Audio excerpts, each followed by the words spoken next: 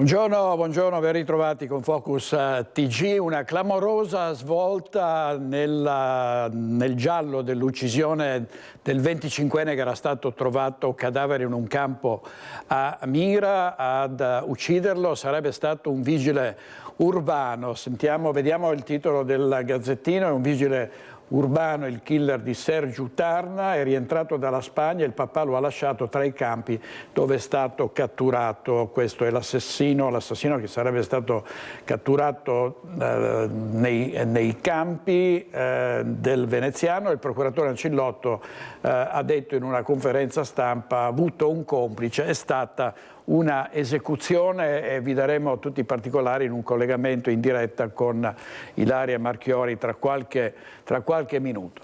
Intanto in tribunale a Padova ieri la prima udienza del processo contro Melissa Machado Russo, la trentenne ballerina accusata di aver partorito e poi ucciso la figlia gettandola nel water la notte del 29 ottobre del 2024 a Padova. Sentiamo Valentina Visentin. È nata viva e sana e ha respirato autonomamente per un breve lasso di tempo. È stata una ricostruzione lunga e dolorosa, quella fatta dal medico legale nella prima udienza in tribunale a Padova, che vede imputata Melissa Machado Russo, la trentenne accusata di aver partorito e poi annegato la figlia nel water della sua stanza che condivideva con altre ballerine sopra il nightclub Il Serale di Pieve di Sacco. La neonata pesava poco più di 2 chili, compatibile con una gravidanza che aveva superato la 37ª settimana e dunque completamente formata. Sulla piccola testolina l'autopsia ha rilevato delle ferite e un'emorragia cerebrale. Non è chiaro se provocata dal parto o dallo schiacciamento contro il water. Melissa Machado Russo aveva tentato di tirare lo sciacquone, quasi a voler cancellare ogni segno della presenza della piccola. La trentenne non era in aula ieri, si trovava in Puglia, a Cassano delle Murge, suo paese d'origine, ai domiciliari. La notte tra il 28 e il 29 ottobre del 2024 era nella sua stanza sopra il club di lap dance dove lavorava come ballerina. Aveva partorito da sola, poi, presa dal panico, aveva chiamato una sua collega che poi ha dato l'allarme vedendo il sangue e il corpicino della neonata con la testa all'ingiù incastrato nel water. Davanti ai carabinieri la donna ha sempre negato di essere stata incinta e di aver partorito. Ieri avevamo dato la notizia della confermata demolizione del Ponte dei Nori a Valdagno, dove nell'aprile scorso morirono padre e figlio in seguito al crollo di una parte del ponte a causa di una alluvione dell'ingrossamento del torrente. E oggi purtroppo la notizia di un incidente sul lavoro. Andiamo in diretta da Marta Zatta. A te Marta. Sì, buongiorno direttore, buongiorno ai nostri telespettatori. Esatto, in questo momento ci troviamo proprio sulla rotonda che dà sul Ponte dei Nori, teatro l'anno scorso, il 17 aprile, della morte di padre e figlio. Ecco, ora in questo momento stavano svolgendo dei lavori di messa in sicurezza dell'area e un operaio, mentre era al lavoro sulla gru, ecco, si è rotto il braccio della gru che l'ha trascinato a terra ed è rimasto ferito. Ecco, lo potete vedere in questo momento dalle immagini di Simone Squarcina, la gru letteralmente spezzata con il carico appunto ancora fermo lì. In questo momento gli operai hanno ripreso la messa in sicurezza dell'area e fortunatamente l'operaio, proprio notizia di questi istanti, è stato dimesso. Fortunatamente non è in pericolo di vita, però insomma la situazione poteva essere ben più grave. Io sono in compagnia in questo momento del comandante della polizia Valle Agno, Daniele Vani. Ecco, comandante, poteva andare molto peggio, ma fortunatamente insomma siamo qui a raccontare un'altra storia. Sì, fortunatamente le cose si sono svolte senza gravi conseguenze per la persona e per l'operaio, anche perché per fortuna il braccio si è spezzato quando era ormai quasi a terra, quindi aveva scaricato il materiale, e fortunatamente la gru si è ribaltata su un lato che ha permesso di limitare i danni per l'operaio. Però effettivamente è stato un episodio molto spiacevole, soprattutto in queste circostanze, diciamo, del ponte dove è crollato alcuni un anno fa.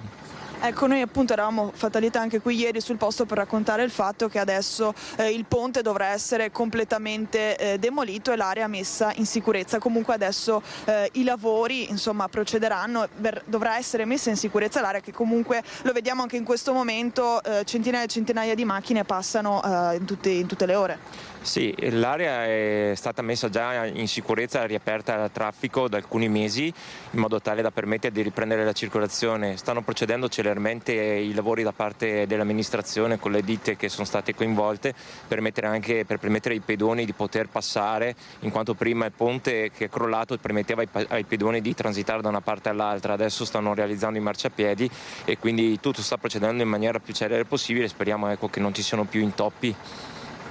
Ecco, per il momento dal Ponte dei Nori a Valdagno è tutto, ti restituisco la linea. Grazie a Marta Zatt, al nostro operatore Simone Squarcina. Vediamo un incidente stradale, questa volta proprio nel centro di Treviso. Un autobus ha investito una donna sulle strisce pedonali che si trova ricoverata in gravi condizioni al Cafoncello. L'autista sotto shock, ha detto, era passata con il rosso. Vedo quest'autobus passare e sento una signora che gridava forte aiuto, aiuto, aiuto, e io non capivo, non vedevo la signora, però vedevo che c'era la gente che diceva all'autista di fermarsi, di fare retromarcia. Ha riportato lo schiacciamento di un piede, ma ha rischiato la vita la donna di 60 anni finita sotto ad un bus della linea 3 della MOM tra Ponte San Martino lungo Sila Mattei e Treviso. L'incidente intorno alle 15 sulle strisce pedonali regolate da semaforo che in quel momento pare fosse rosso. Comunque eravate in attesa di attraversare la strada in traffico? Noi stavamo ancora arrivando perché non eravamo neanche ancora arrivati appunto alle strisce e sì, ci trovavamo penso 2 metri prima neanche, però sì, poi là ci saranno state altre 4 persone neanche, sì. Immediati soccorsi e ricovero in gravi condizioni al Cafoncello della donna che è comunque rimasta sempre cosciente. C'era una signora che è andata dall'autista di fare faccia retromarcia, c'è una ragazza, c'è una signora che è incastrata col piede incastrato sotto la ruota. L'autista secondo me sotto shock non capiva più niente ed non so, ha avuto un momento di panico secondo me. Sotto shock l'autista del bus che nella nota diffusa dalla MOM conferma di aver avuto la traiettoria libera poiché il semaforo dell'attraversamento pedonale segnava rosso. In quel frangente la donna avrebbe comunque attraversato senza accorgersi dell'arrivo del mezzo. Sul posto la polizia locale per i rilievi per un incidente che ha mandato in tilt per diverso tempo il traffico in tutta la zona del PUT verso la stazione ferroviaria e lungo via Roma. Servizio di Lucio Zanato. È stata sfiorata una tragedia invece a Pozzonovo nel Padovano dove in un campo è precipitato un ultraleggero. Valentina Visentin. Erano circa le 14:30 quando l'ultraleggero si è schiantato a terra nel campo del centro cinofili di Pozzonovo. Attimi di paura quelli vissuti dal pilota che si è salvato per miracolo. L'uomo, residente ad Albignasego, è rimasto incastrato tra le lamiere del velivolo ed è stato estratto dai vigili del fuoco arrivati sul posto del distaccamento di Este. Il pilota ha riportato delle ferite non gravi ed è stato portato in ospedale a Padova per le cure. Sul posto sono intervenuti anche i carabinieri di Conselve per ricostruire la dinamica dell'incidente. L'impatto al suolo vicino all'aviosuperficie Colli Ugani in un campo del centro cinofili di Pozzonovo. Prima l'ultraleggero aveva anche centrato un albero.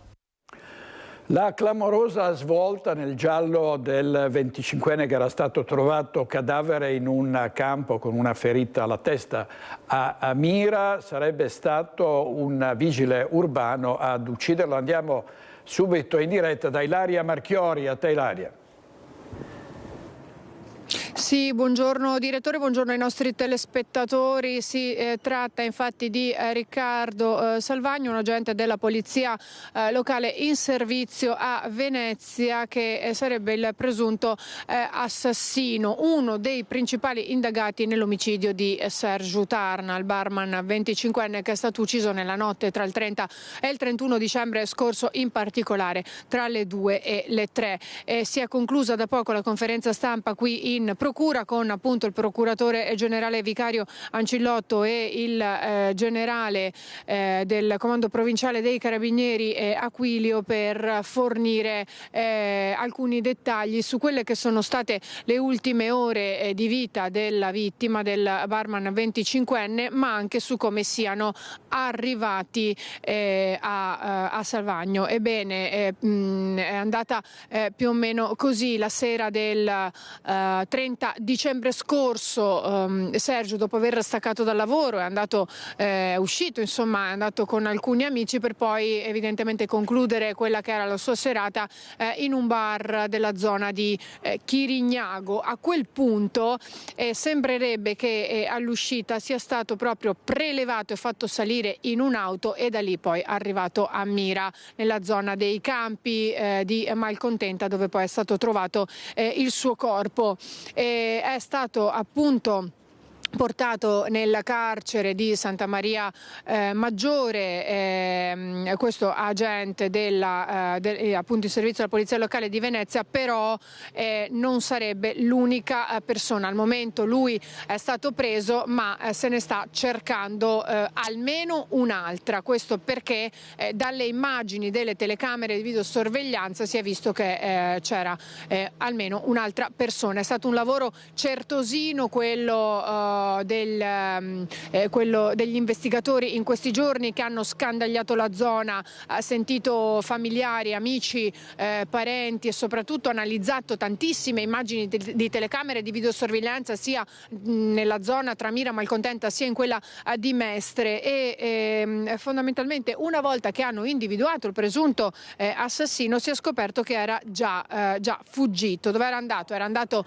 in Spagna, dopodiché però è anche rientrato autonomamente, anche se nel frattempo era stata già mobilitata la polizia estera per poter coadiuvare gli investigatori qui a Venezia. Dicevo, è rientrato in Italia autonomamente, è stato il padre ad andarlo a prendere all'aeroporto, però poi una volta tornato il padre in realtà è andato in casa da solo perché aveva lasciato il figlio da un'altra parte e con tutta probabilità era andato nel casolare che si trova poco distante da dove è stato ritrovato il corpo di Sergio, e è stato poi invece arrestato dai carabinieri il 6 gennaio proprio a casa poi del padre. Per quanto riguarda il movente non ci si sbilancia perché stanno ancora verificando la versione dei fatti, si sta ancora sentendo, si sta ancora interrogando, dunque per quanto riguarda il movente non si sbilanciano. E un'altra informazione importante è che l'arma del delitto non è ancora stata ritrovata, è stata recuperata. Ora sentiamo proprio le dichiarazioni del procuratore generale vicario della Repubblica di Venezia Ancillotto e a seguire anche quelle del generale dei Carabinieri Aquilio. Qui da Venezia è tutto, io restituisco la linea allo studio. È stato ucciso questo ragazzo 25enne, è stato prelevato, quindi privato della libertà, fatto montare su un'autovettura, condotto in aperta campagna e ucciso con un solo colpo alla testa. Quindi indubbiamente le modalità portano a essere descritte in questi termini. Un solo colpo preciso alla testa con foro di entrata, foro di uscita. Abbiamo identificato l'autore in breve tempo, lo hanno identificato, vuol dire il lavoro dei carabinieri meritorio di assicurare le fonti di prova in modo garantito e in modo assai dettagliato e preciso in pochi giorni. È consistito essenzialmente nell'acquisizione di tutte le telecamere della zona, nel sentire tutte le persone a lui vicine, familiari, amici, datori di lavoro, colleghi di lavoro, e ci siamo fatti un'idea del contesto in quale potesse essere maturato l'omicidio. Dopodiché, con la ricostruzione delle telecamere, passo passo, siamo arrivati a identificare una persona che poteva essersi resa responsabile di questo omicidio. A questo punto, una volta cercata la persona, abbiamo visto che questa persona non era più in Italia, si era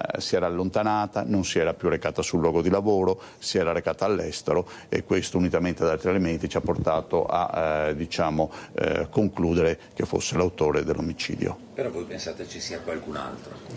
Sì, allora, sia per le modalità con cui è avvenuto l'omicidio e soprattutto per le modalità con cui lui è stato privato della libertà e quindi costretto a salire in un'autovettura, riteniamo che ci sia almeno un complice. Per ora non vi sbilanciate sul movente? No, al momento non ci sbilanciamo sul movente, stiamo lavorando, stiamo valutando tra l'altro la versione dell'indagato che ricordiamo è presunto innocente fino a sentenza definitiva, stiamo verificando la sua versione dei fatti e sul movente non possiamo dire nulla.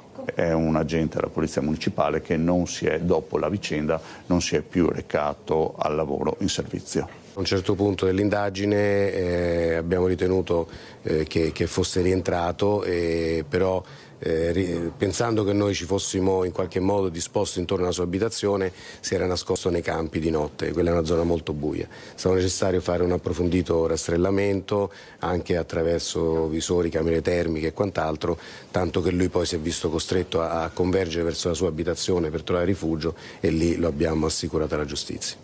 Dalla Spagna lui è rientrato volontariamente? Sì, pensiamo che lui in qualche modo abbia cercato un sostegno in Spagna, ma non poteva assicurarsi una permanenza prolungata, perché una permanenza prolungata è costosa, necessita di contatti e quant'altro, quindi in qualche modo si è visto costretto a rientrare in Italia. Ecco, le indagini però sono ancora in corso perché sono ancora parecchi punti da chiarire. I punti da chiarire sono ancora tanti, bisogna ancora individuare il momento esatto, bisogna capire se chi fosse l'eventuale correo, e quindi c'è ancora da lavorare. L'arma del delitto è stata trovata? L'arma del delitto non è stata ancora ritrovata.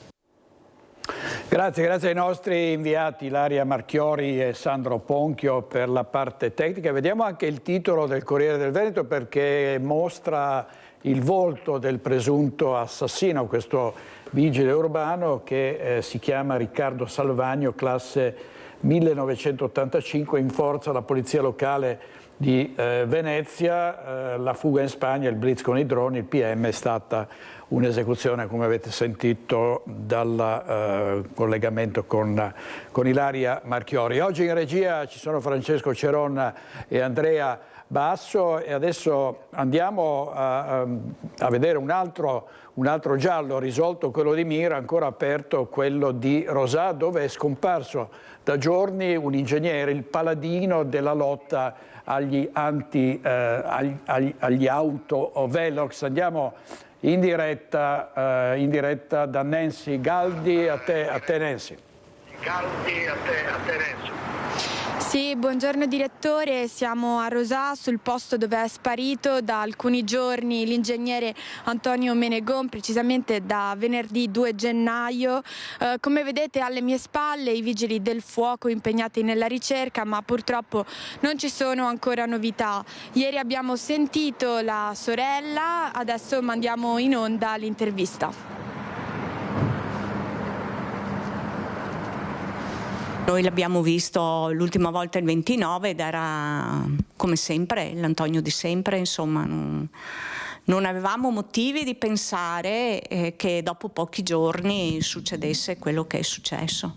Era l'Antonio di sempre, sono le parole di Gigliola Menegon, sorella dell'ingegnere 78enne di Tezze sul Brenta, il consulente della battaglia contro i velox irregolari di cui da giorni non si hanno più notizie. La donna, pur accettando di parlare al microfono, ci ha chiesto di non essere ripresa perché è molto scossa per una vicenda che la sta davvero tenendo in ansia.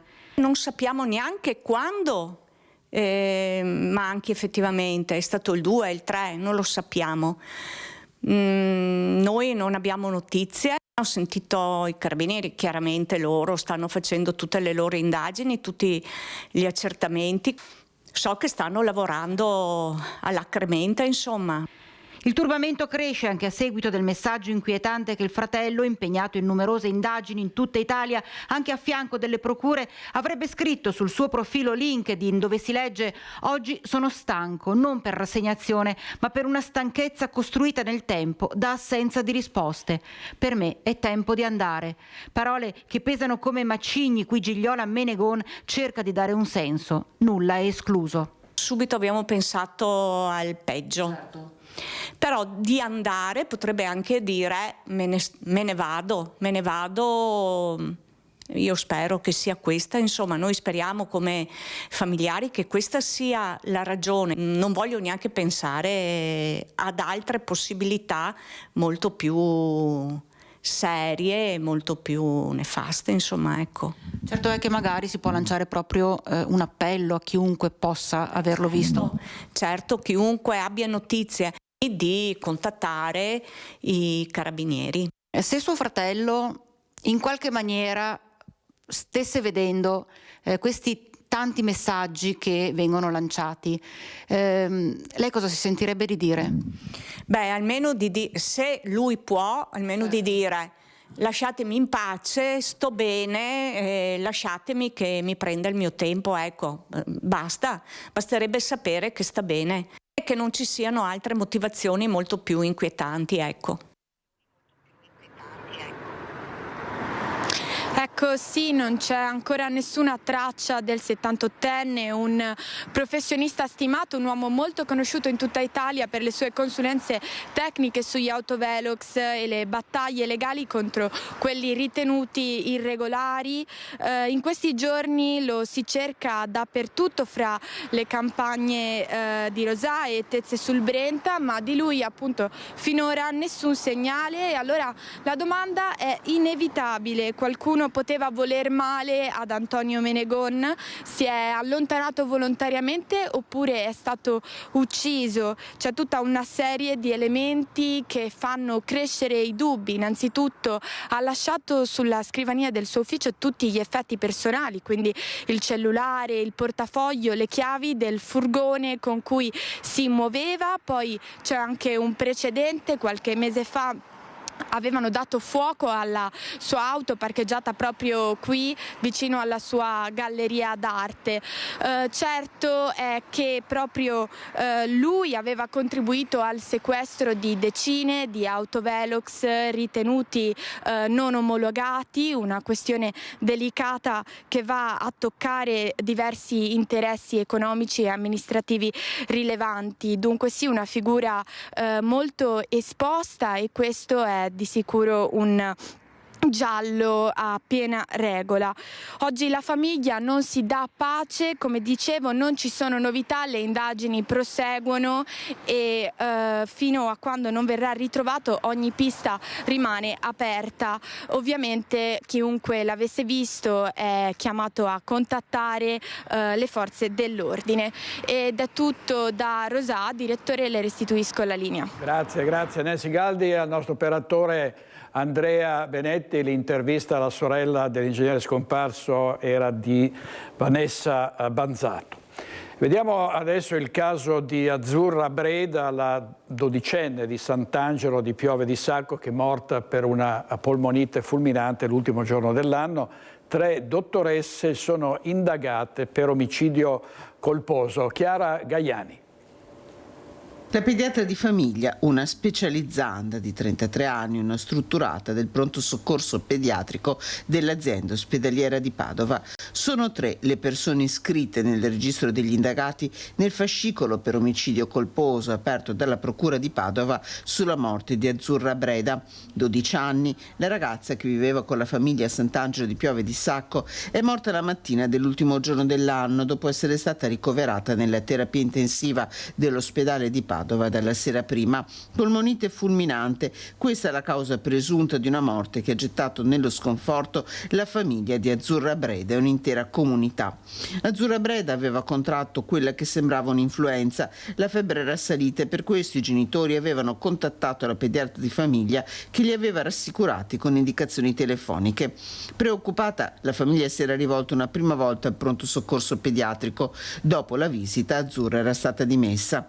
Ancora febbre, nuovo consulto telefonico con la pediatra fino alla decisione di tornare in pronto soccorso a Padova la sera del 30 dicembre. Azzurra Breda a questo punto viene ricoverata, ma il suo quadro clinico peggiora rapidamente, tanto che viene trasferita in terapia intensiva, dove la dodicenne muore nella tarda mattinata di San Silvestro. Dopo la denuncia dei genitori, l'avvio di un'indagine che cercherà di capire come sia stata possibile la morte di una dodicenne piena di vita. Lunedì mattina in procura sarà affidato l'incarico per l'autopsia che dovrebbe essere svolta nella stessa giornata. I difensori della famiglia di Azzurra Breda stanno valutando se nominare un perito di parte. Vediamo adesso il Corriere delle Alpi, la prima pagina, il titolo su Borgo Valbelluna, comune Veneto, strade, indagati per la morte di Gaia. Primi risultati delle indagini sulla morte della quindicenne studentessa di Colderù scagionerebbero Enel Green Power, spiaggia da ripensare anche per il chiosco. Questa è la foto della vittima con un'amica. E nella tranquilla Belluno una rapina d'opera di giovanissimi. Sentiamo subito Tiziana Bolognani. Un fatto molto grave che coinvolge due ragazze minorenni della provincia di Belluno che sono state arrestate domenica sera dalle volanti della questura. Un episodio che ha avuto come palcoscenico la stazione di Longarone.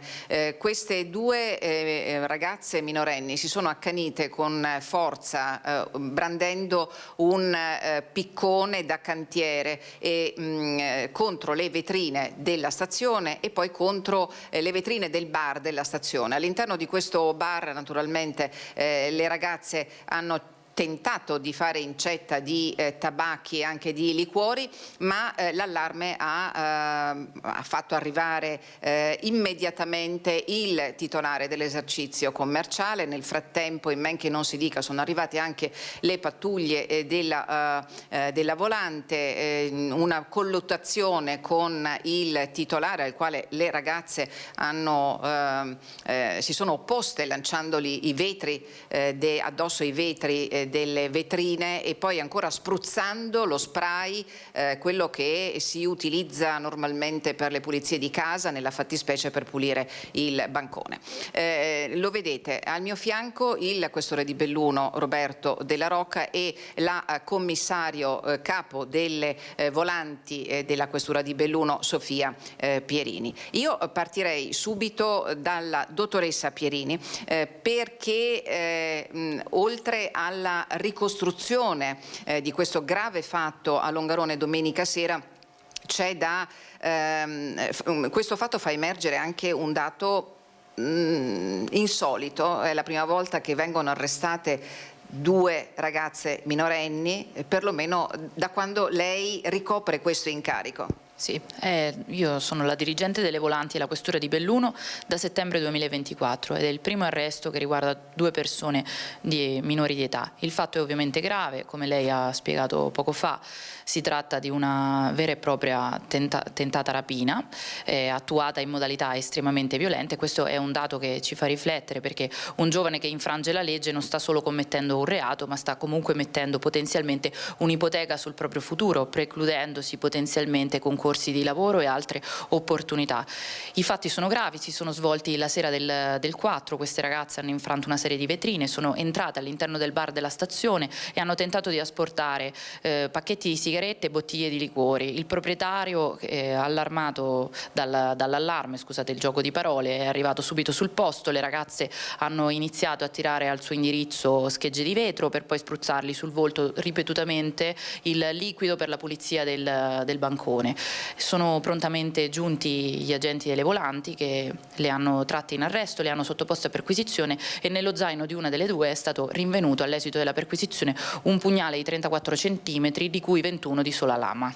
Ecco, capite dalla descrizione, dalla definizione di questo episodio che siamo di fronte per davvero a un fatto insolito anche per la tranquilla, tra virgolette, provincia di Belluno, dove sembra apparentemente non accadere mai nulla. Difficile pensare o immaginare anche ai fenomeni dei Maranza che stiamo vedendo con grande insistenza e frequenza nelle altre province del Veneto. Dottor Della Rocca, che cosa sta succedendo?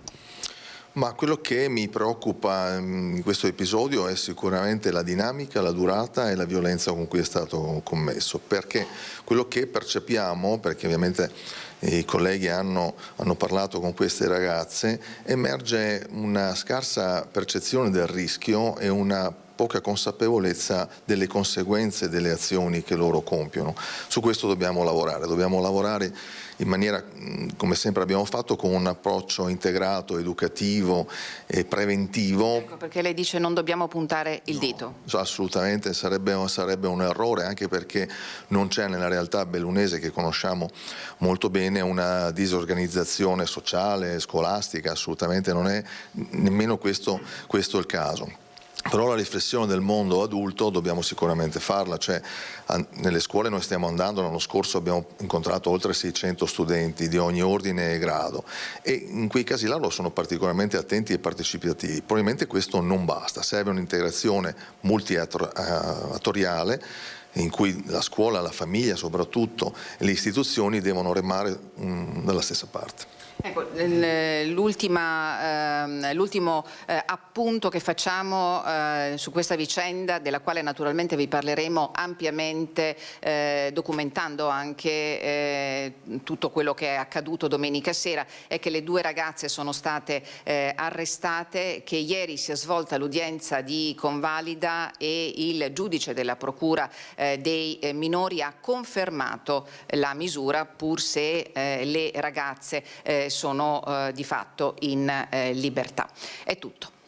Grazie molto a Tiziana Bolognani, che è responsabile della nostra redazione di Belluno, Stefano Bozzi, il nostro operatore. Vediamo un titolo della Tribuna di Treviso: distraggono i gestori e colpiscono ancora ladri in azione, furto da 2.000 euro da Beati Vini. In azione una banda di 4 persone entrata nel negozio di Piazzetta Trentin a Treviso, nel cuore della città. Si sono finti interessate delle bottiglie pregiate e poi il blitz e la fuga, e questa è l'immagine di una sconfortata titolare del negozio, la signora Carla. Ed è sparito il cibo per i poveri raccolto nella chiesa di Biadene di Montebelluna. Il parroco si rivolge al responsabile dicendo: se hai bisogno chiedi, ma non rubare. Non ha fatto nemmeno in tempo a depositare dentro questo scatolone la spesa che aveva fatto per i più poveri, che le 2 borse sono letteralmente sparite, portate via da un uomo.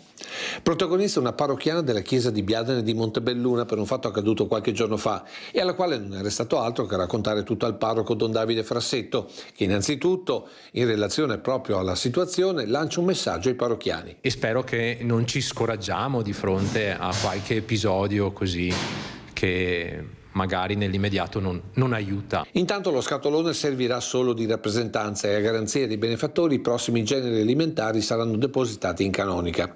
Del resto, sottolinea Don Davide, chi ha compiuto il gesto sarebbe lo stesso che in più occasioni ha sottratto le offerte per le candele, almeno stando ai filmati delle telecamere interne. Piccoli furti, certo, segno di una situazione difficile, forse anche di tanta solitudine. Per questo il parroco si rivolge direttamente a chi si è portato via le offerte per i bisognosi. Facciamo sapere che se c'è qualcuno che ha bisogno, il centro di ascolto della Caritas sia di Biadene che di Montebelluna sono disponibili ad aiutare, insomma ci mancherebbe. E conclude Don Davide: sono sicuro che comunque nella nostra comunità, nonostante furti e sottrazioni, non mancherà mai la solidarietà. Credo che sia importante non arrendersi di fronte a queste cose e continuare nello stile della generosità. Il blitz notturno dei ROS e dei corpi speciali del GIS a Povegliano per arrestare un uomo ricercato, ritenuto pericoloso, un ex esponente della Mala del Brenta che si era rifugiato in una villetta. Sono arrivata e mi sono trovata tutte queste pattuglie dei carabinieri con tutte le porte e finestre tutte fatte saltare, e lui l'hanno arrestato. Probabilmente lui è arrivato qua di notte o non so quando e l'hanno portato via, ma sembrava veramente un assalto da guerra. Via Croce a Sant'Andrà, in azione nella notte insieme ai carabinieri di Treviso e Montebelluna, gli uomini del gruppo di intervento speciale di Livorno e quelli del ROS di Padova per la cattura di Ivan Giantin, 53 anni, il pregiudicato vicentino collegato alla Mala del Brenta, su cui pendeva un ordine di esecuzione pena emesso dalla Procura Generale presso la Corte d'Appello di Venezia. Giantin deve espiare una condanna definitiva a 3 anni e 6 mesi di reclusione per associazione a delinquere finalizzata alle estorsioni e alle rapine commesse tra il 2018 e il 2021 nelle province di Venezia, Verona e Padova. Ma trattandosi di un soggetto di elevato spessore criminale, è stato messo in campo un massiccio dispositivo che ha trasformato l'abitazione del 53enne in uno scenario di guerra, come ci hanno detto i residenti, messi in allarme dalla doppia esplosione provocata per aprire sia il portone al piano terra che la porta del terrazzino, così da entrare rapidamente in casa. Mio marito l'ha sentito il colpo e diverse persone qua, io ho sentito anche stamattina una signora mi ha detto ho sentito un gran colpo. Ho sentito altre persone che hanno detto sì che è stato un botto. Un botto e anche la metto Bertilla e anche spari. Però l'autoambulanza e i carabinieri. Nessuno sparo è stato in realtà esploso. I militari del nucleo operativo e radiomobile della compagnia di Montebelluna e del reparto operativo del comando provinciale, supportati nel blitz dalle squadre speciali, hanno trovato il 53enne a letto. Lo scorso ottobre era sfuggito a un primo tentativo di cattura nella sua abitazione di Rubano, nel Padovano, scappando dalla finestra e rendendosi poi irreperibile. Gli investigatori sapevano che aveva trovato rifugio nel suo ex domicilio di Povegliano, dove è stato alla fine localizzato e arrestato. A riportarlo qui forse proprio il legame con i suoi gatti e il suo cane. Giantin non era armato e non ha cercato di reagire. Ai militari ha detto che stava pensando di costituirsi, che per lui, che in carcere c'è stato a lungo, altri 3 anni e mezzo non sarebbero pesati. L'operazione è stata gestita dall'Arma nella massima sicurezza, visto il soggetto. Agli inizi degli anni 2000 Giantin era rimasto coinvolto in un conflitto a fuoco con i militari dell'Arma a Ferrara, nel corso del quale era rimasto ferito gravemente un carabiniere. Nel 2021 era nuovamente salito alle cronache per aver riorganizzato e diretto un gruppo di storici affiliati alla Mala del Brenta allo scopo di commettere estorsioni e rapine, reati per i quali è stato poi condannato. Il 53enne si trova ora rinchiuso in carcere a Treviso, dove sconterà la sua condanna. Servizio di Lina Paronetto, tutta la comunità di Povegliano sotto shock, perché nessuno avrebbe mai immaginato la presenza di un pericoloso criminale proprio a 2 passi dal centro del paese. Sentiamo tra coloro che abbiamo sentito il sindaco di Povegliano.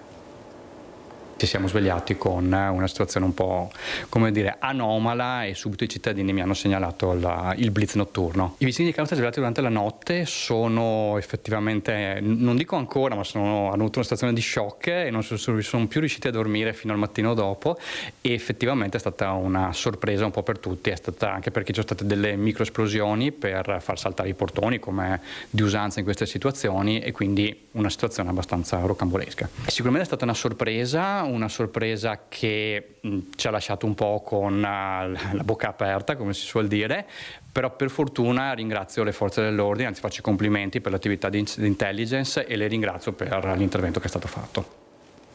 E si è dichiarato innocente di fronte ai giudici venezuelani il 35enne accusato dell'omicidio avvenuto nel 2024 di Vincenza Saracino, uccisa a Canizzano.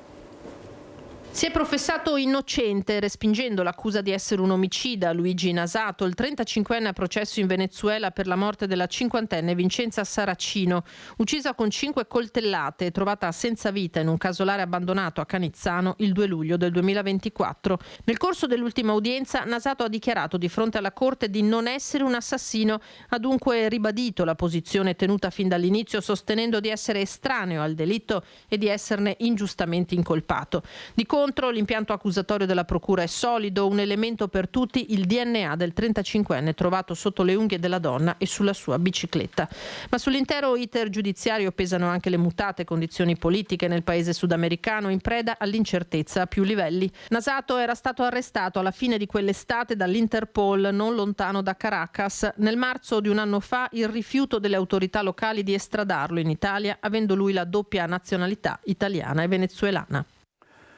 Ancora servizio di Lina Paronetto. Adesso sentiamo Elena Dal Forno sulla sicurezza degli autisti dei mezzi pubblici, un piano di prevenzione per le situazioni più a rischio. E qui siamo a Treviso, dove c'è stato un incontro in prefettura del presidente di MOM Giacomo Coladonna dopo il grave episodio accaduto il 21 dicembre scorso per il derby Treviso-Mestre.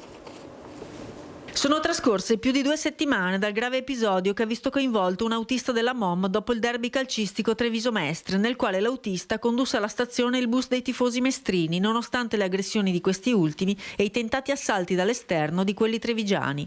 Un fatto che avrebbe potuto portare a conseguenze gravissime e a seguito del quale si sono mossi sia i sindacati sia lo stesso presidente della MOM per chiedere maggiore sicurezza. Nei giorni scorsi l'incontro con il questore, in mattinata quello con il prefetto. Noi abbiamo chiesto al prefetto e al questore che situazioni del genere ovviamente devono essere monitorate in maniera diversa, soprattutto perché io sono il datore di lavoro di tantissimi autisti, 440 autisti, e quindi ho la responsabilità anche della loro incolumità, e quindi bisogna trovare delle soluzioni diverse che garantiscano la sicurezza di chi fa un servizio di questo tipo. Risposte che il Presidente si attende anche in modo rapido. Le risposte ce le daranno, ovviamente oggi è il primo giorno dopo le festività e quindi sicuramente le risposte per i professionisti dell'ordine pubblico ce le daranno in maniera veloce. Il tenente colonnello De Luca dei Carabinieri è presente su questa cosa, ha partecipato più volte anche a informative con gli autisti, quindi siamo già su una linea ben predefinita delle forze dell'ordine. L'occasione della visita è stata anche quella di dare un riconoscimento all'autista che ha condotto in modo esemplare il bus in stazione, evitando guai maggiori. Poteva andare malissimo, l'autista ha fatto delle cose giuste e non è da tutti, e ha portato in stazione 70 persone che in quel momento avevano ovviamente intenzioni diverse, e questo sicuramente è stato un fatto importante per l'ordine pubblico. Quindi il prefetto ha voluto manifestare questo aspetto, che è stato un aspetto importante per la sicurezza della città. L'atto è successo a Santi 40 e ha detto al prefetto e anche al questore che da Santi 40 arrivare fino alla stazione è stato molto più lungo che arrivare a Padova. Oggi è ancora una giornata di mobilitazione a Mestre per chiedere la liberazione di Alberto Trentini, cooperante veneziano da più di un anno in carcere a Caracas, dove gli Stati Uniti hanno sequestrato il dittatore Maduro e la moglie, portati a Manhattan e messi sotto processo.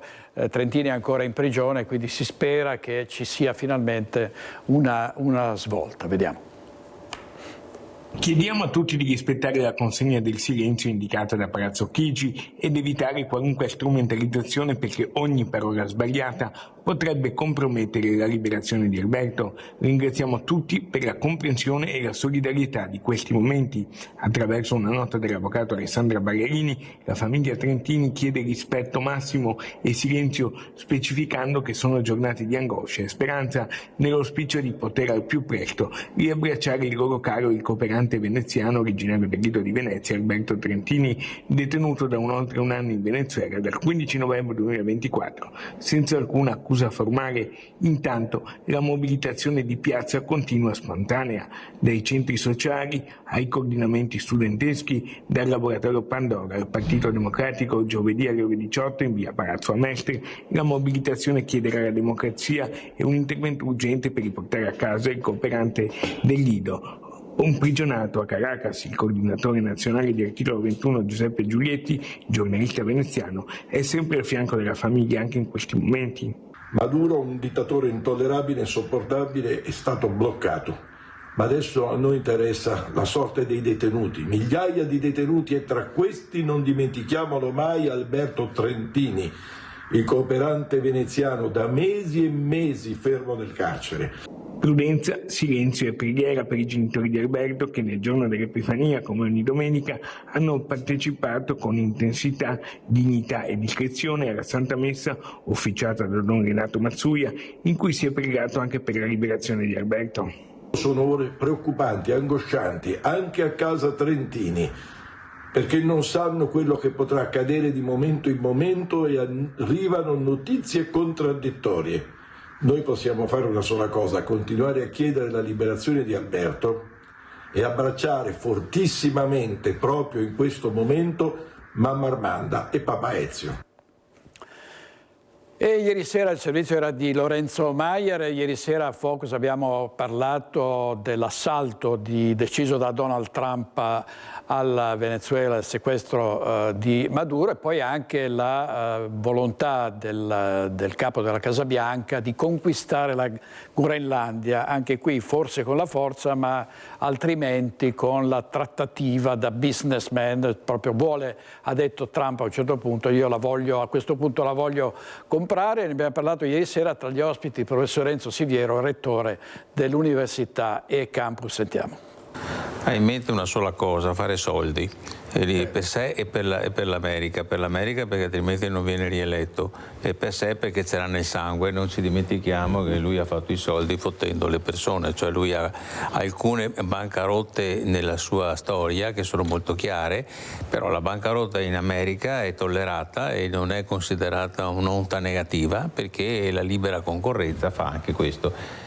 Io penso che Trump sia un giocatore di poker, di fatto, molto lucido, secondo me gioca molto bene le sue carte, le spara grosse per poter portare a casa qualcosa immediatamente dopo. Perché Allora, professor Enzo Siviero, ieri sera, ma andiamo subito in diretta a Rovigo, dove sorgerà un nuovo carcere minorile, e a questo annuncio era presente anche il presidente della Regione del Veneto, Alberto Stefani, che vedo insieme a Valentina Visentina. A te, Valentina.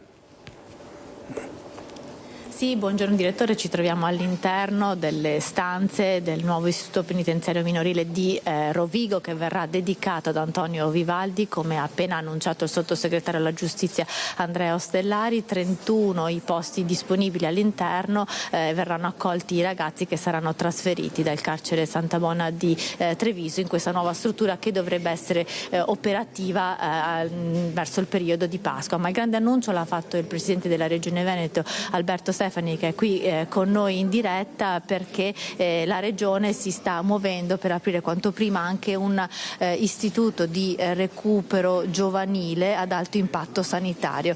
Di che cosa si tratta, Presidente? Si tratta di una struttura, abbiamo già aperto un bando che ovviamente proseguirà nel corso dei prossimi giorni, in cui troveremo ovviamente poi una soluzione definitiva per garantire l'accesso in questa struttura socioterapeutica ad alto impatto sanitario di soggetti che possono essere o in custodia cautelare o in esecuzione della pena, e quindi far sì che questi ragazzi siano parte di questa struttura e possiamo trovare quindi una soluzione a quello che è un fenomeno in continua crescita, che è quello della criminalità minorile, che purtroppo inonda tutti i nostri giornali e le cronache quotidiane, e dobbiamo trovare delle soluzioni efficaci anche affinando gli strumenti di prevenzione, tra cui questo. Quindi una continua crescita di questo fenomeno deve trovare delle soluzioni da parte della politica che siano chiare e che abbiano un forte impatto. Anche tempi brevi, ci spiegava prima. Tempi brevi perché nel corso dei prossimi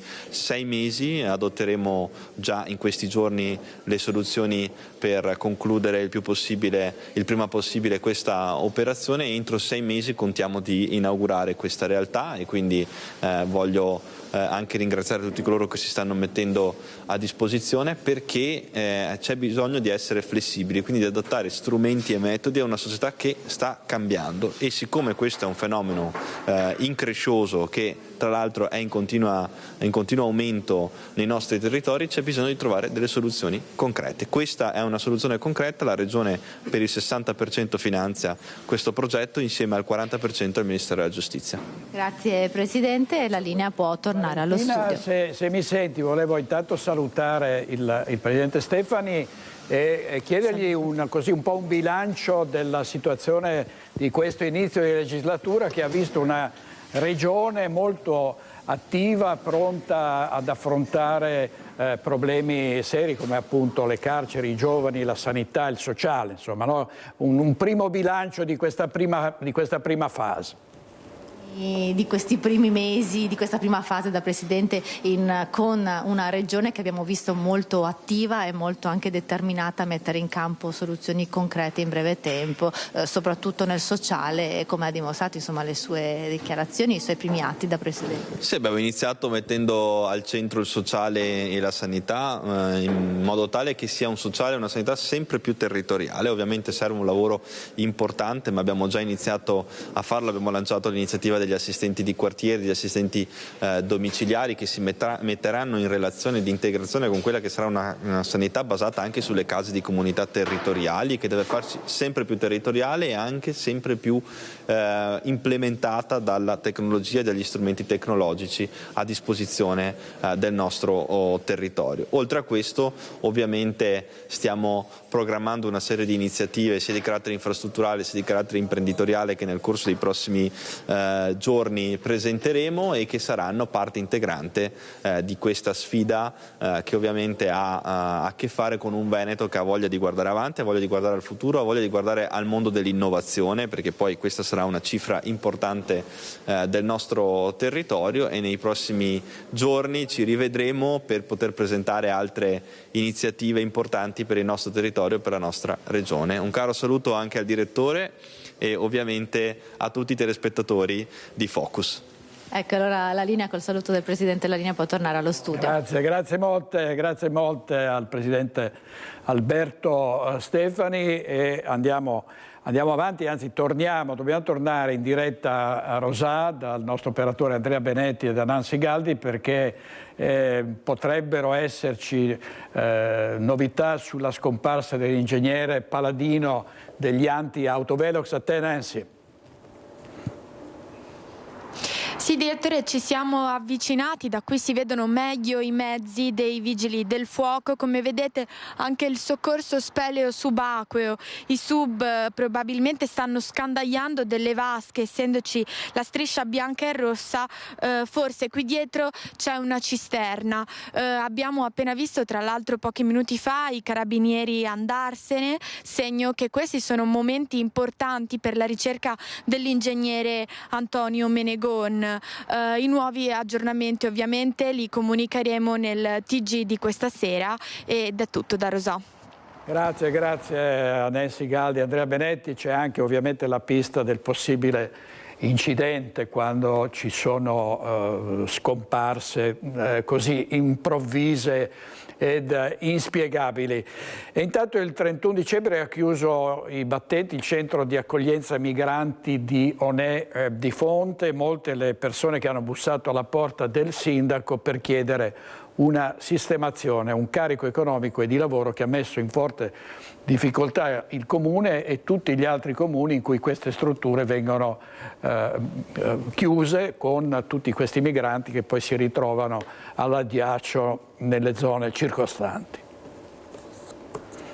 La foto del tavolo della giunta di Fonte è l'immagine simbolo di quanto accaduto nel comune trevigiano nell'ultimo periodo. È stata scattata lo scorso 31 dicembre.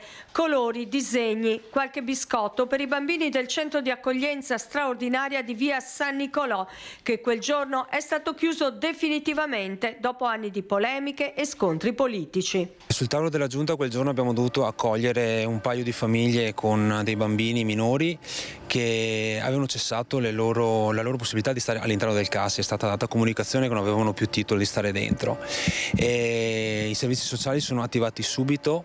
Il centro migranti ora è vuoto, tutto tace. I 75 richiedenti asilo che ospitava se ne sono andati, ma non tutti in verità. Alcuni con residenza a Fonte hanno bussato alla porta del sindaco. Quando un ospite non ha più titolo di stare al suo interno, avendo la residenza nel comune dove è ospitato il CAS, cioè in questo caso a Fonte, ricadono sul welfare sociale.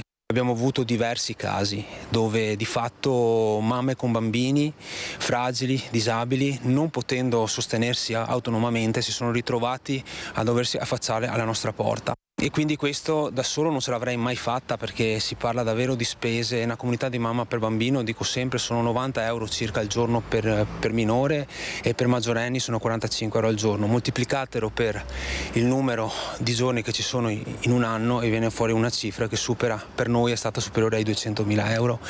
Una spesa enorme che Fonte ha potuto sostenere soltanto grazie al contributo della conferenza dei sindaci. Ma il primo cittadino denuncia: siamo in emergenza, il Ministero non può lasciarci soli. Abbiamo bisogno che il Ministero, quando ci sono questi casi qui, non ci lasci solo, ma che davvero ci dia la possibilità e fondi per poter sopperire a queste esigenze.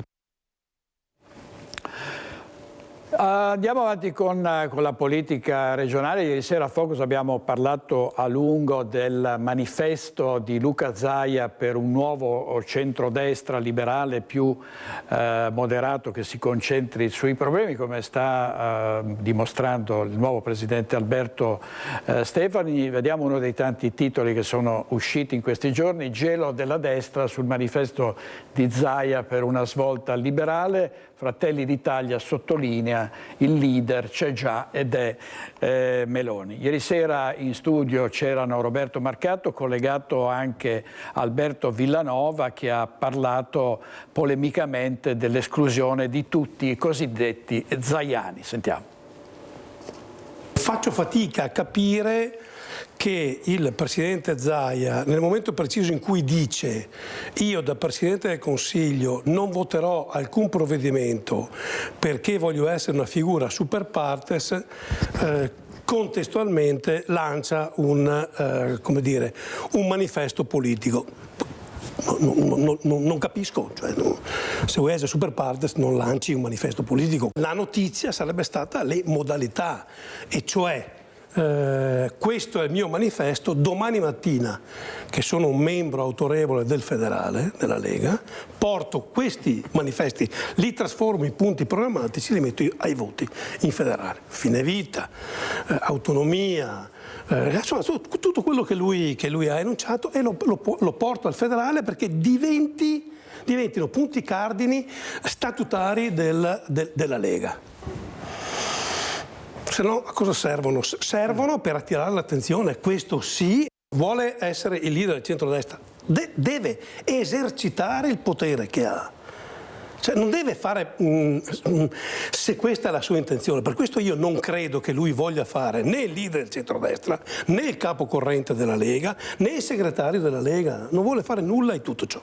Io non ci credo, perché se volesse davvero farlo, l'ultima cosa che devi fare è fare il decalogo valoriale. Esatto. Devi agire da leader. E ripeto, agire da leader cosa significa? Che se lui come il sottoscritto sono in antitesi rispetto a Vannacci, deve andare al federale e dire io pongo la questione Vannacci, ma non dopo che Vannacci è vice segretario federale. Al congresso federale non c'è stata nessuna teoria, nessuna tesi, nessuna proposta. C'è stato chi ha tentato come il sottoscritto di avere una voce distonica, il Logacciapape, ma ci sta, cioè questa è così che funzionano i partiti e io gioco con le regole che ci sono, quindi non mi faccio nessun... Ma è quello il luogo deputato a discutere di questi temi. Domanda, nell'ultimo congresso federale c'è stato qualcuno, Zaia compreso, che ha proposto tesi congressuali? No. C'è stato qualcuno che ha proposto alternative a Salvini? No. Hanno messo Durigon e Vannacci vice segretari. Durigon, lo ricordo, è quello che vuole cavar via l'intitolazione della piazza a Roma a Falcone Borsellino per intitolarla al fratello sfigato di Mussolini. No. E Vannacci è quello che sappiamo. Ecco. Ma pare che non c'è stata una grande rivoluzione. E Salvini può dire tranquillamente a tutti, muti, perché io sono stato eletto per acclamazione. E ha ragione lui, perché chi avrebbe potuto dire qualcosa non l'ha detto. Lo diciamo adesso, ma ho capito, insomma, però. Io in questi 5 anni, soprattutto in questi ultimi 5 anni, ho difeso Zaia, l'amministrazione e la Lega in ogni situazione, e penso che il direttore Bacciali possa testimoniarlo, l'ho difesa anche quando era molto difficile metterci la faccia. Quando io ho tirato fuori la questione della linea del Piave, tanti anche all'interno del nostro movimento ridevano, perché non ci volevano mettere la faccia, perché erano sicuri che il governatore sarebbe andato a Fratelli d'Italia. Quando mi sono trovato alle elezioni e mi sono reso conto che siamo tutti leghisti, ma qualcuno è più leghista degli altri, e c'è stata questa situazione dove il giorno prima delle elezioni il mio partito manda attraverso il canale WhatsApp ufficiale della segreteria provinciale, manda un messaggio dove invita i militanti a votare 2 candidati, un uomo e una donna, e tra i quali non c'ero io, ok? Il giorno prima delle elezioni, e dopo resti fuori per 150 voti, capisci che sicuramente c'è tanta... Ma io... no, Marcello, perdonami, c'è tanta amarezza. Possiamo dire che ci sono alcuni temi su cui noi leghisti veneti, anche quelli evidenziati da Zaia, dobbiamo dire la nostra. Allora, se c'è questo manifesto, che è un manifesto politico, e l'ha detto Zaia che è un manifesto politico, ripeto, io sono il primo a dire che creiamo una tesi congressuale per quando andremo al congresso veneto, per dire che c'è qualcuno che va avanti su questa linea. Il congresso serve per questo, perché secondo me un congresso unitario non è un congresso realistico per quello che è la nostra realtà attuale. Però Alberto, guarda, solo perché rimanga agli atti, che questi erano i punti programmatici del sottoscritto della mia candidatura al congresso. Lo so bene. Ma non ho visto Zaia andare in giro con motoretta e volantinare per Marcato, visto che erano gli stessi. E così ieri sera Roberto Marcato e Alberto Villanova, ascolti straordinari per Focus e un grande interesse per questa vicenda e per il subbuglio all'interno del centrodestra. Andiamo in pubblicità con i nostri registi Francesco Ceronna e Andrea Basso. A tra poco, state con noi.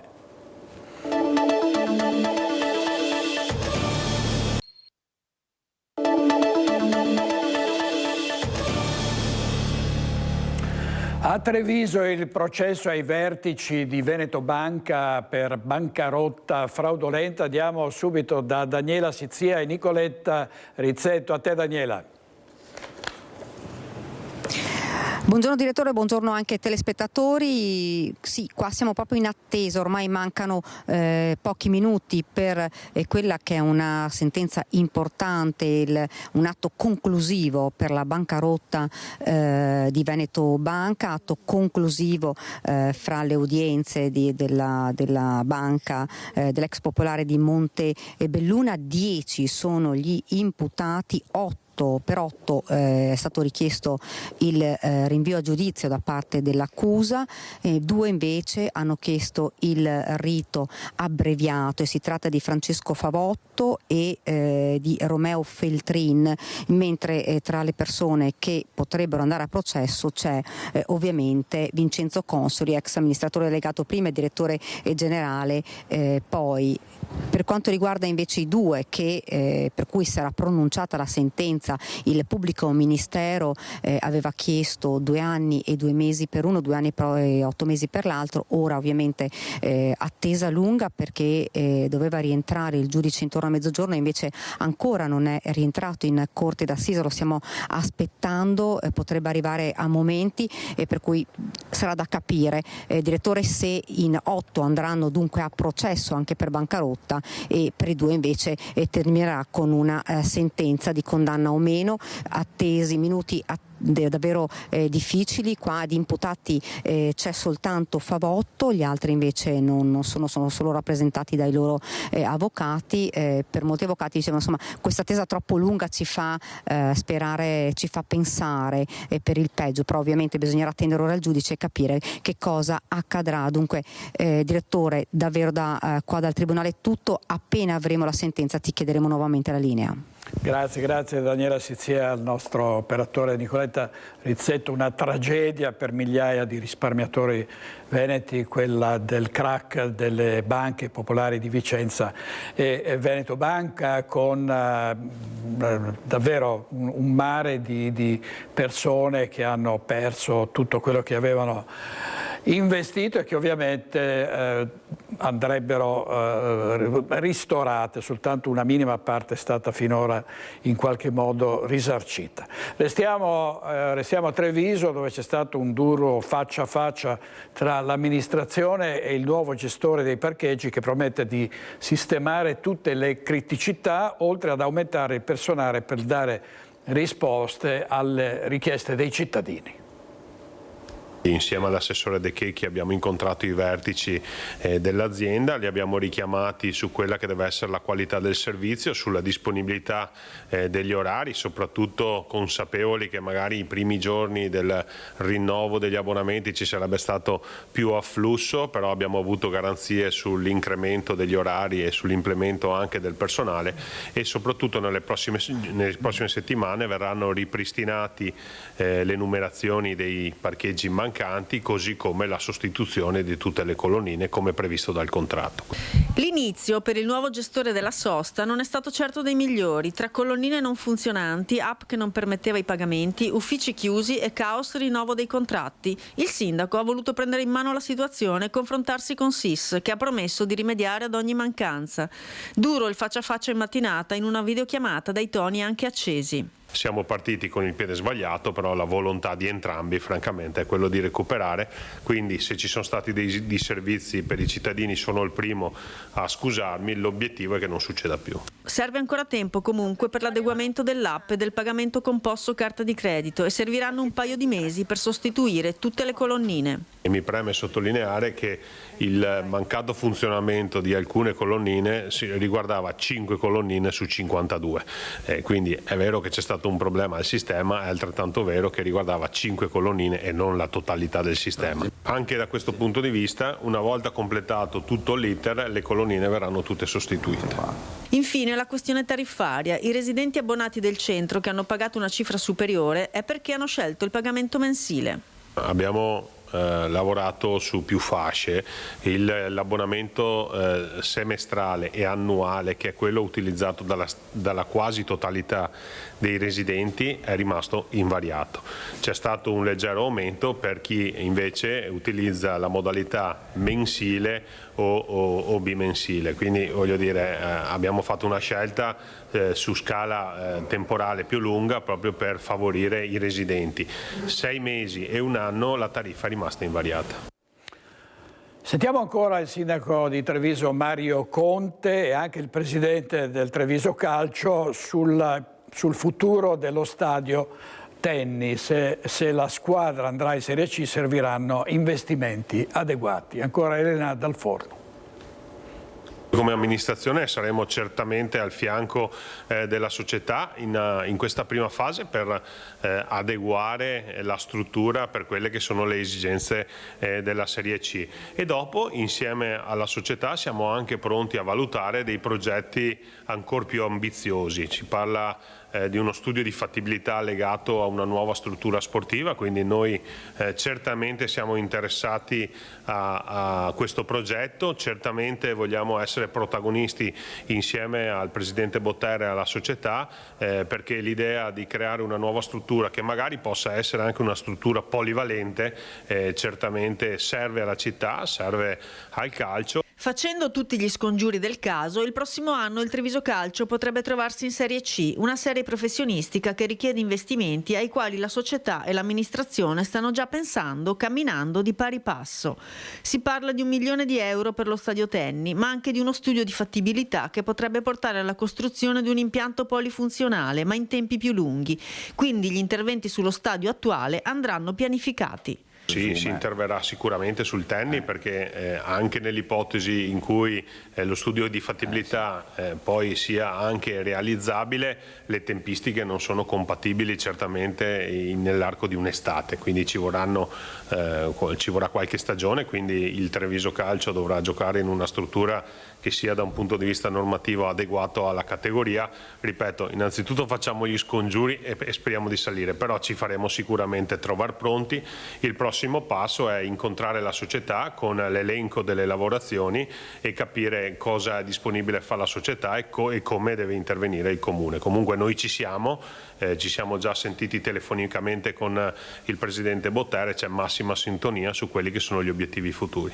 Adeguamenti che dovranno necessariamente essere messi in preventivo e che riguardano vari aspetti, non solo quelli del gioco. Ci sono degli adeguamenti legati alla sicurezza, perché ovviamente più sali di categoria e più impegnativo diventa l'aspetto legato al contenimento delle tifoserie, ma poi ci sono anche degli interventi necessari per rispondere a quelle che sono le necessità delle TV che trasmettono le partite. Già dalla Serie C le partite vengono trasmesse anche in fascia serale, quindi serve una illuminazione adeguata. Insomma, bisogna adeguare la struttura esistente a quelli che sono gli standard sia televisivi che di sicurezza che la serie superiore necessita.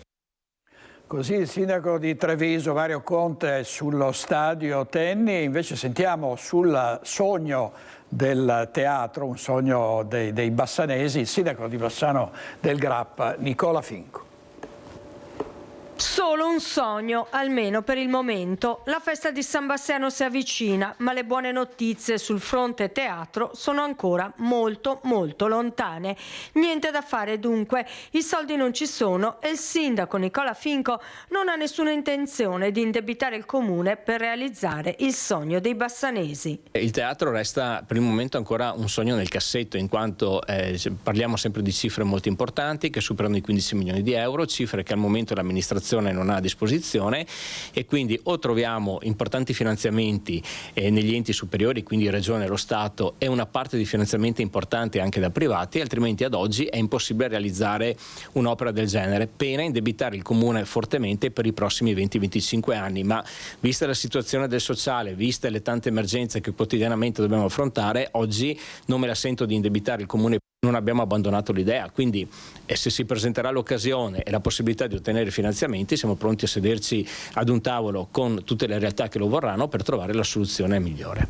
Più che di acquisti, il sindaco parla di vendite, alienare immobili del comune per investire sul recupero di altri. Abbiamo tutta una serie di appartamenti di edilizia popolare che sono chiusi da anni, e oltretutto sistemarli avrebbero costi veramente troppo alti, quindi andremo ad alienarli e queste risorse andremo a reinvestirle per sistemare altri alloggi di edilizia popolare.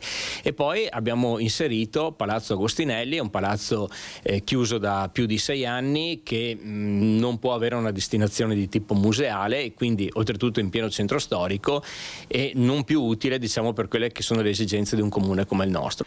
C'è poi la questione della scuola Mazzini. Questo è un altro importante, diciamo, angolo della nostra città, chiuso da molto tempo. Al momento non ci sono delle progettualità in essere, in quanto l'investimento andrebbe a superare gli 8-9 milioni di euro, e quindi anche qua stiamo parlando veramente di risorse importanti, quindi è una situazione che dobbiamo ancora definire. Non verrà venduta la scuola Mazzini, sindaco? Al momento non è inserita nel piano delle alienazioni, quindi si stanno facendo dei ragionamenti. Da Bassano del Grappa a Venezia, dove sarà sulla conversione turistica di un'area della Giudecca la prima battaglia del 2026 in Consiglio Comunale. Invitiamo la città a dire che questa città non si svende, questa città non è un B&B, questa città non è un albergo. L'ex Scalera deve andare alla città, deve andare ai residenti. Assemblea sociale per la casa, consulta civica per la casa e OCCIO, osservatorio civico sulla casa e la residenza hanno già lanciato la mobilitazione per il 15 gennaio, quando il Consiglio Comunale di Venezia affronterà il primo tema politico di rilievo del nuovo anno. Quale deve essere il destino dell'area dell'ex Scalera alla Giudecca? Ospitare case e un parco pubblico come da progetto originario, o essere occupato per la maggior parte da camere d'albergo e spazi per il relax dei turisti? La differenza tra i due progetti è stata illustrata dagli attivisti di OCCIO. La parte verde dovrebbe essere spazio pubblico, mentre quello arancione potrebbe rimanere al privato. Nel progetto vediamo come sostanzialmente passi tutto, in larga parte, al privato. Ci si domanda invece il comune cosa fa per tutelare l'interesse pubblico. La monocultura turistica in cui è finita Venezia ha pervaso ogni aspetto della città, al punto che anche le prossime battaglie politiche di un consiglio comunale, che peraltro si avvia a fine mandato, non potranno che vertere sullo stesso argomento. La divisione tra chi definisce di rigenerazione i progetti d'apertura di nuovi alberghi o l'ampliamento dei vecchi e chi invece ricorda che sul territorio comunale del capoluogo di Regione del Veneto sono già attivi più di 80.000 posti letto turistici. Vediamo che non sia possibile accettare sempre che interventi di rigenerazione urbana che vengono proposti in città siano solo quelli legati al tema del turismo, solo quelli legati alla ricettività come giustificazione, come motivazione che porta a una sostenibilità economica. E per la Procuratura di San Marco, e restiamo a Venezia, quello appena concluso è stato un anno molto positivo per il mantenimento e il restauro della Basilica Cattedrale. Il primo procuratore fa il punto e annuncia alcune importanti novità che partiranno nei prossimi mesi. Sentiamo Lorenzo Maier. Una quindicina di cantieri portati già a termine per restauri di vario tipo, nuovi spazi ripristinati, aperti al culto e alla visita, ma anche il potenziamento dell'illuminazione del campanile di San Marco e la facciata della Basilica Cattedrale dopo anni finalmente libera dalle impalcature. Sono alcuni degli obiettivi raggiunti brillantemente dalla Procuratoria di San Marco per il miglioramento e la custodia della Basilica Cattedrale di San Marco a Venezia. Il merito è del Consiglio di Procuratoria, guidato dal primo procuratore avvocato professore Bruno Barel, con il proto architetto professore Mario Piana, ma va anche a tutti gli operai, maestranze che si occupano quotidianamente della Basilica. Le parole di Barel. Siamo molto contenti, abbiamo fatto una quindicina di restauri, abbiamo riaperto dei luoghi chiusi della Basilica, abbiamo restituito la facciata alla città e quindi questo è il merito di tutti i nostri collaboratori. Abbiamo dai custodi agli operai, ai restauratori, del personale formidabile. Senta, se non aspettava così il primo anno di mandato. Sì, questo è il primo anno. Abbiamo preso le misure, abbiamo provato a partire in quarta, adesso passeremo in quinta per il secondo anno. Tante le nuove attività per quest'anno 2026 che si affacciano all'orizzonte, dal restauro dello spazio di San Basso alla sicurezza dell'area marciana, monitorata 24 ore su 24 in un apposito spazio. Creare una piccola centrale di controllo. Una delle cose che vogliamo fare è garantire la sicurezza. La garantiamo già, ma siccome è un tema che riguarda tutto l'isolato e quindi anche il Palazzo Ducale, riguarda la Basilica e i palazzi circostanti, abbiamo pensato di creare una centrale di sicurezza per tutto l'ambito marciano. Presidiamo fisicamente 24 ore al giorno, 7 giorni alla settimana tutta quest'area. Andiamo a Padova, le storie di Emma e Filippo, pazienti dell'Hospice Pediatrico di Padova, che grazie alle cure hanno realizzato il sogno di andare all'università. Intanto sono stati affidati i lavori per l'ampliamento della struttura hub per le cure palliative in Veneto. Avere dei tipi di cure che potessero gestire tutto ciò che sono le problematiche relative a una malattia come la mia e averle sotto controllo e saperle gestire nell'emergenza ha fatto sì che io, oltre che vivere nel vero senso della parola, potessi anche poi effettivamente avere degli interessi, esprimermi, avere dei sogni e quindi andare avanti con la mia vita come fa qualunque altro essere umano. Emma e Filippo sono due giovani veneti che sono stati pazienti fin dall'infanzia dell'Hospice Pediatrico di Padova e nonostante la loro malattia sono riusciti a studiare e a realizzarsi nella vita. Filippo, residente a Vittorio Veneto in provincia di Treviso, è un grafico freelance e studente di beni culturali a Ca' Foscari a Venezia. È appena tornato da Dubai, dove è andato in viaggio con sua sorella, perché viaggiare per lui è una vera passione. Sfidare me stesso. Se posso, viaggio tanta stanza. Emma è laureata in filosofia a Padova, ora sta studiando semiotica a Bologna. Nel suo futuro vorrebbe proprio usare questa materia per abbattere gli stereotipi sulla disabilità. Molto spesso, proprio perché ci sono sempre state anche delle barriere nel mondo vere e proprie. Le persone con disabilità non sono state molto bene spesso integrate in ciò che è la società. Questo comporta sempre una visione della disabilità come se fosse qualcosa di diverso o comunque alieno, quando in realtà fa parte e farà parte della vita di tutti prima o poi. Il nuovo hospice pediatrico di Padova giunge al traguardo, quindi è stato deliberato alla vigilia di Natale l'affidamento dei lavori dopo che la Fondazione La Miglior Vita Possibile aveva donato il progetto esecutivo della nuova casa dei minori sottoposti a cure palliative, un'opera già finanziata per oltre 10 milioni di euro. La prima pietra dovrebbe essere posata entro 6 mesi. È un grande impegno da tutti i punti di vista, etico, civile, sociale, ma che viene fatto davvero convintamente da tutti perché la causa è importante, la causa di garantire a questi ragazzi, bambini colpiti da una malattia difficile e spesso rara e quindi anche complessa da combattere, quella che noi definiamo come la miglior vita possibile.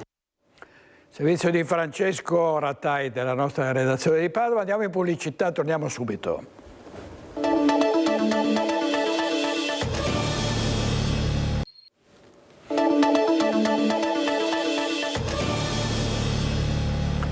A San Donà di Piave è lutto per la morte di Francesca Pilla, la farmacista di 60 anni, scomparsa dopo 7 mesi di agonia in ospedale. Era caduta dalla bici durante la gita in Val Pusteria.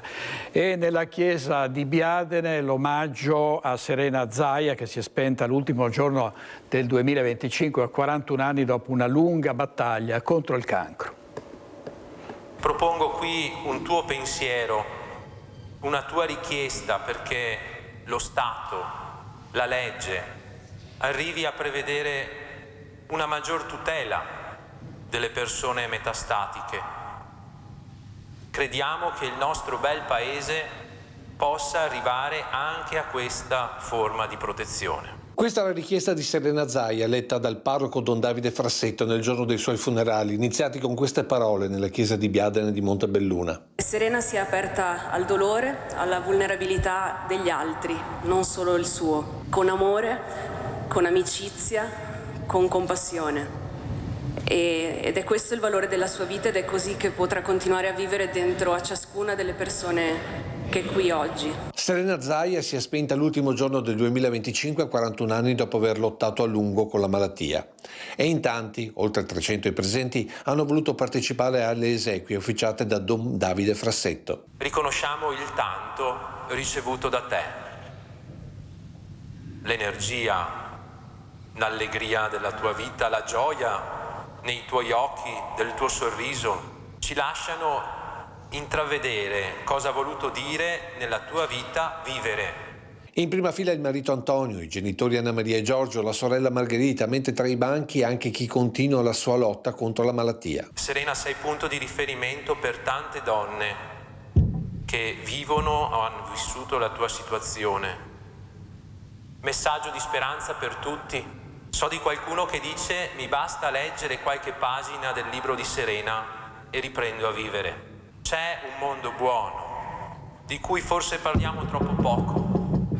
Questo bene, questo buono, questa luce che abbiamo trovato anche in te, Serena, fa vivere la vita sempre e comunque. Vivere la vita quindi, ha concluso Don Davide, per un addio ma anche in una promessa da parte di tutti i presenti. Guarderemo in faccia la vita come si guarda il mare, che tu amavi e che portavi negli occhi, senza timore delle onde, con il coraggio di sentirci fragili e con la passione di chiedere che cosa c'è oltre l'orizzonte.